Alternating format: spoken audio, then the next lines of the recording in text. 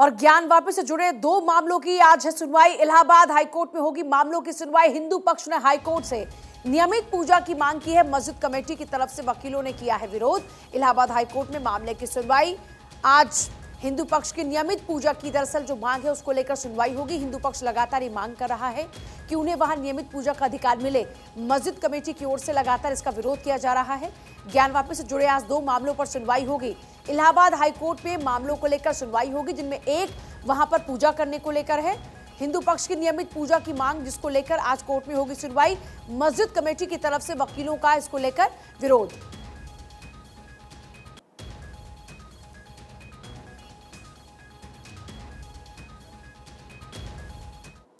और चलिए अगली खबर का रुख करते हैं। श्रद्धा मर्डर केस में आफताब ने पॉलीग्राफ टेस्ट के दौरान कई बड़े खुलासे किए जो बेहद चौंकाने वाले हैं।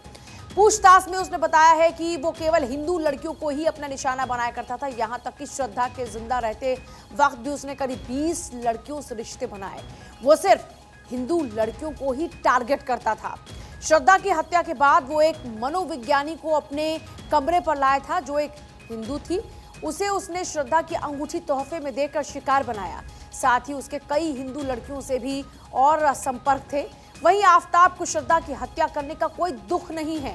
उसे श्रद्धा के शव के टुकड़े करके फेंकने का भी जरा सा रत्ती भर भी अफसोस नहीं है। हत्या के आरोप में अगर फांसी भी हो जाए तो इसका उसे कोई मलाल नहीं है। उसका बेहद चौंकाने वाला बयान कि उसे जन्नत में जाने पर 72 हूरें मिलेंगी।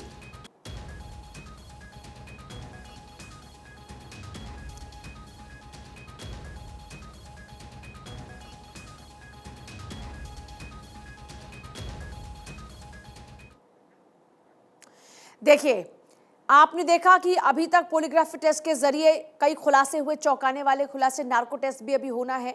और बड़ी बात यह है कि 72 हूरों की बात कर रहा है वो आफताब, जिसने एक लड़की को मौत की नींद सुला दिया, जिसने हमेशा हमेशा के लिए उसकी जिंदगी उससे छीन ली, उसके टुकड़े टुकड़े करके उसे फ्रिज में रखा, अब फेंक दिया।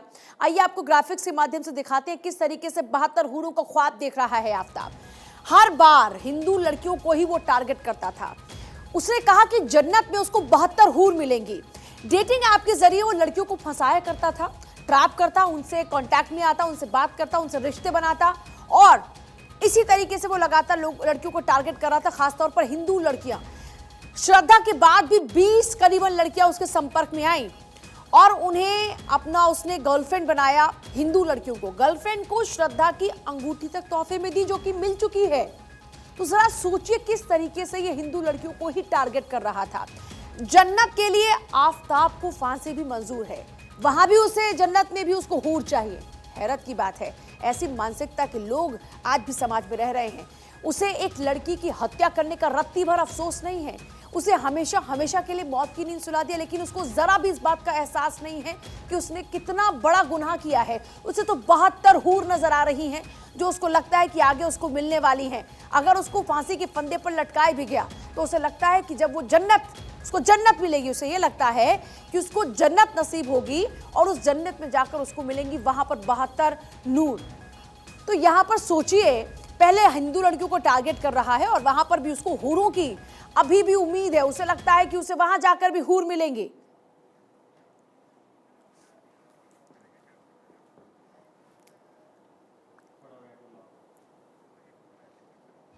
देखिए, लगातार आफताब को लेकर नए नए खुलासे हो रहे हैं। नार्को टेस्ट में भी और उम्मीद है कि कई ऐसे ही चौंकाने वाले खुलासे हो सकते हैं। लेकिन बड़ी बात यह है कि ऐसी बातों को सुनकर भी हैरत होती है कि आफताब को न सजा का रत्ती भर भी डर है और ना ही उसे कोई फर्क पड़ता है अपने इन हरकतों पर, अपनी करतूतों पर। इस बीच आगे बढ़ेंगे। गुजरात विधानसभा का काउंटडाउन शुरू हो चुका है। 1 दिसंबर को 89 सीटों पर वोटिंग होगी। पहले फेज के लिए पहले चरण में 19 जिलों की 89 सीटों पर वोटिंग होगी। पहले चरण में 788 प्रत्याशी जीत के लिए चुनावी मैदान में हैं। 239 करोड़ मतदाता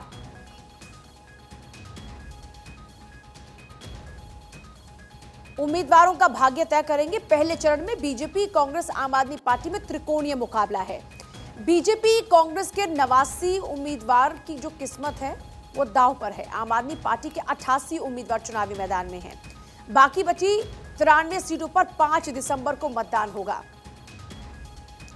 तो देखिए, गुजरात में 2 चरणों में मतदान होगा, जिनमें से पहला चरण 1 तारीख को है और उसके बाद जो बाकी बची 93 सीटें हैं उन पर 5 दिसंबर को मतदान होगा। तमाम दिग्गज भाजपा के गुजरात में चुनाव प्रचार करते हुए नजर आए। गुजरात के चुनावी मैदान में 788 प्रत्याशी इस वक्त चुनावी मैदान में हैं। जो 93 सीटें हैं उन पर 5 तारीख को मतदान होगा और पहले फेज का जो मतदान होगा वो 1 तारीख को होगा 89 सीटों पर। 1 और 5 दिसंबर को 2 चरणों में विधानसभा चुनाव होगा। गुजरात विधानसभा चुनाव के लिए यह है पहला रन। 182 सीटें हैं गुजरात की, जिन पर हमारे 182 रिपोर्टर्स की नजर भी रहेगी और पल पल की अपडेट्स हम आपको देते रहेंगे। लेकिन फिलहाल आपको बता दें कि पहले जो फेज है उसमें 89 सीटें हैं। 1 तारीख को मतदान होगा। पहले चरण में 788 उम्मीदवारों की किस्मत इस वक्त दांव पर लगी हुई है, जिनकी किस्मत का फैसला जनता करने वाली है। बीजेपी कांग्रेस के 89 प्रत्याशियों की किस्मत दांव पर है। वहीं बात जब आम आदमी पार्टी की आती है तो आम आदमी पार्टी के जो प्रत्याशी है उनकी तादाद 88 है, जो कि चुनावी मैदान में है। 89 कांग्रेस और बीजेपी के 88 उम्मीदवार हैं आम आदमी पार्टी के चुनावी मैदान में। ऐसे में कुल 788 अभी तक उम्मीदवार चुनावी मैदान में हैं, जो कि अपनी किस्मत आजमा रहे हैं। पहले चरण के मतदान में मतदाता तैयार है। चुनाव के पहले चरण में 2 करोड़ 39 लाख मतदाता वोट डालेंगे। 70 महिला समेत 788 प्रत्याशियों के भाग्य का होगा फैसला। गुजरात विधानसभा चुनाव के पहले रण की तैयारियां आपने देखी। ताबड़तोड़ चुनाव प्रचार पीएम मोदी से लेकर अमित शाह, जेपी नड्डा, योगी आदित्यनाथ, तमाम बड़े दिग्गज बीजेपी के चुनाव प्रचार में डटे हुए नजर आए और जोर शोर से चुनावी रथ यात्राएं निकाली गई, रोड शो निकाला गया। 497 थर्ड जेंडर मतदाता भी हैं इस बार। 93 सीटों पर 5 दिसंबर को मतदान होगा और इस तरीके से संपन्न हो जाएगा 182 विधानसभाओं पर मतदान और नतीजे आएंगे 8 तारीख को, जिसके बाद तस्वीर साफ हो जाएगी कि गुजरात में किसकी सरकार फिर से बनने जा रही है। हालांकि बीजेपी का दावा यह है कि फिर से अपने ही पुराने रिकॉर्ड को तोड़ेंगे। वहीं दूसरी तरफ आम आदमी पार्टी ये दावा कर रही है कि सरकार इस बार उनकी होगी। वहीं कांग्रेस लगातार ताल ठोक रही है। कांग्रेस का कहना यह है कि इस बार बीजेपी को पछाड़ते हुए नंबर 1 पर कांग्रेस ही रहेगी। एक तरफ जहां मुकाबला गुजरात में है तो वहीं मुकाबला दिल्ली में भी है। दिल्ली एमसीडी चुनाव को लेकर लगातार तमाम पार्टियां अपनी जोर आजमाइश कर रही हैं। इस बीच आज है बीजेपी का मेगा शो। 14 जिलों में कई राज्यों के मुख्यमंत्री समेत केंद्रीय मंत्री आज रोड शो करते नजर आएंगे। बीजेपी ने गुजरात विधानसभा चुनाव में पहले चरण के प्रचार पर ब्रेक लगते ही अपनी पूरी फौज एमसीडी की कैंपेनिंग में उतार दी है। विजय संकल्प रोड शो में सीएम शिवराज, सांसद गौतम गंभीर कृष्णानगर में प्रचार करेंगे। सीएम जयराम ठाकुर मोतीनगर में कार्यकर्ताओं को जोश भरते नजर आएंगे। सीएम धामी, सांसद प्रवेश साहिब सिंह मटियाला में प्रचार को रफ्तार देंगे। वहीं केंद्रीय मंत्री अनुराग ठाकुर भी मौजूद रहेंगे। राजौरी गार्डन में चुनावी अभियान को वो धार देते नजर आएंगे। नितिन गडकरी, मीनाक्षी लेखी मालवीय नगर में प्रचार करेंगे। ज्योतिरादित्य सिंधिया रोहतास नगर में, संबित पात्रा त्रिनगर विधानसभा में विपक्ष पर निशाना साधते हुए नजर आएंगे। तो आज आपको नजर आएंगे बीजेपी के तमाम दिग्गज सड़कों पर। देखिए, एमसीडी चुनाव को भी एक बड़े रण के तौर पर तब्दील कर दिया बीजेपी ने। एमसीडी चुनाव में लगातार अपनी जो जीत है उसको बरकरार रखना चाहती है बीजेपी। 14 जिलों में आज बीजेपी का मेगा रोड शो होने जा रहा है। आज बीजेपी के मेगा रोड शो में कई राज्यों के मुख्यमंत्री आपको नजर आने वाले हैं, केंद्रीय मंत्री भी आपको नजर आने वाले हैं। देखिए, इससे पहले आपने खुद जेपी नड्डा को देखा सड़कों पर जब वो रोड शो करते हुए नजर आए। पुष्कर सिंह धामी उत्तराखंड के मुख्यमंत्री आज होंगे। मीनाक्षी लेखी होंगी, ज्योतिरादित्य सिंधिया होंगे, अनुराग ठाकुर होंगे केंद्रीय मंत्री। तो ये वो चेहरे हैं जो आज आपको सड़कों पर नजर आएंगे। सांसद गौतम गंभीर कृष्णनगर में प्रचार करेंगे। सीएम जयराम ठाकुर मोतीनगर में कार्यकर्ताओं में जोश भरते हुए नजर आएंगे। यानी हिमाचल से लेकर उत्तराखंड तमाम इस तरीके के मुख्यमंत्री आज आपको सड़कों पर नजर आएंगे, जो लोगों के बीच में रहेंगे और बीजेपी के लिए हवा बनाते हुए नजर आएंगे, माहौल बनाते हुए नजर आएंगे। बीजेपी के लिए भी ये बात साफ की है और आम आदमी पार्टी के लिए भी और कांग्रेस के लिए भी, क्योंकि लगातार बीजेपी वहां पर है। बीजेपी की कोशिश ये है कि फिर से काबिज हुआ जाए। वहीं दूसरी तरफ आम आदमी पार्टी लगातार दावा कर रही है कि इस बार उखाड़ फेंकेंगे बीजेपी को एमसीडी से। वहीं दूसरी तरफ कांग्रेस भी लगातार इस बीच ताल ठोक रही है और कांग्रेस का दावा यह है कि एमसीडी में जीत उनकी होगी।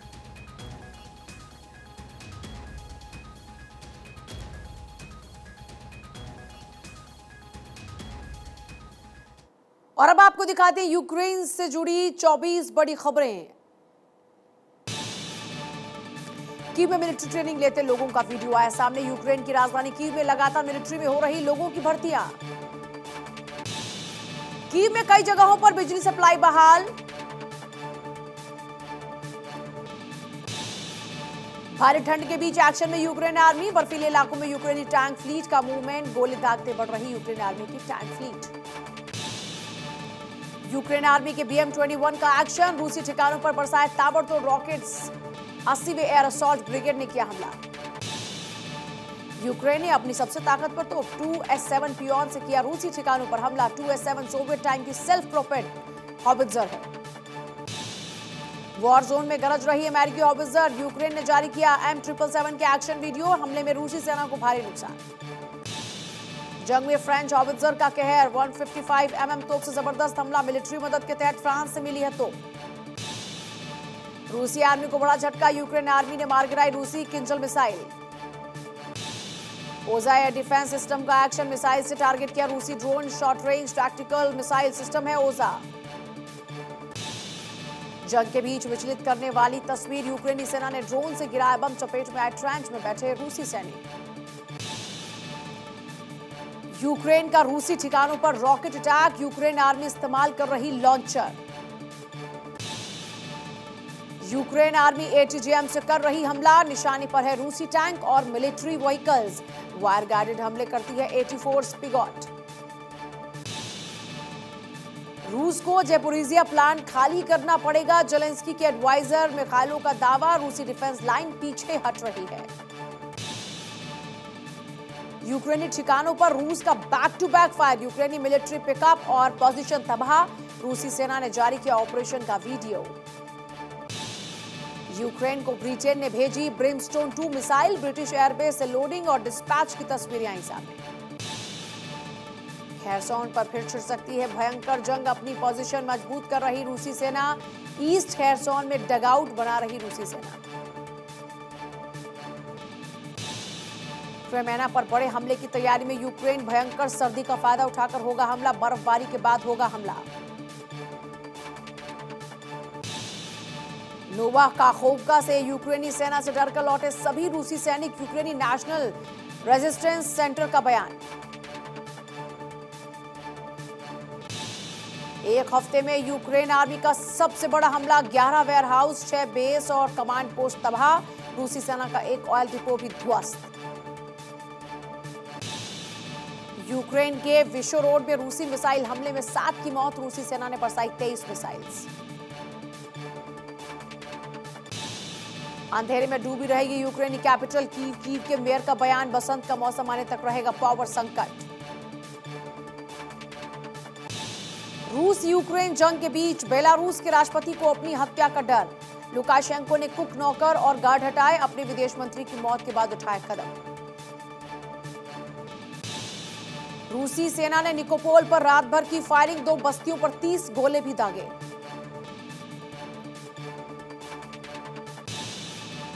यूक्रेनी इंफ्रास्ट्रक्चर पर रूसी हमले जारी रहेंगे, यूक्रेन के गृह मंत्री ने कहा यूक्रेन को अंधेरे में धकेलना चाहता है रूस।